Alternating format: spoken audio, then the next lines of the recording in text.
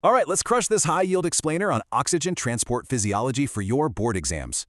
We're covering erythrocytes, hemoglobin states, dissociation curve shifts, fetal hemoglobin, and EPO regulation. Let's go.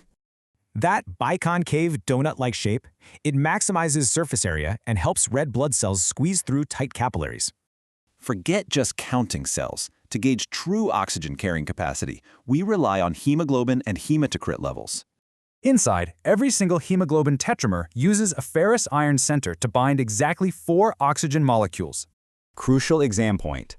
The T state drops oxygen at your tissues while the R state aggressively binds it in the lungs. This triggers positive cooperativity. Basically, binding that very first oxygen molecule makes it way easier for the rest to attach.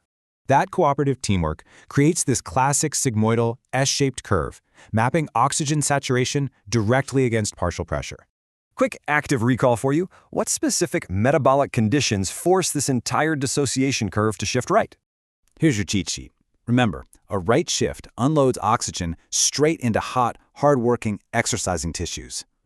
This is the famous Bohr effect. Highly acidic, CO2-rich environments literally force hemoglobin to release oxygen. Also, elevated 2,3-DPG from glycolysis forces a right shift. This is absolutely vital for high-altitude compensation. Next highly testable question. How does a tiny fetus manage to steal oxygen directly from maternal blood?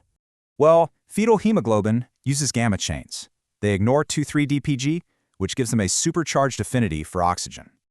Let's pivot to pathology. Why would a carbon monoxide poisoning patient actually show a totally normal PaO2?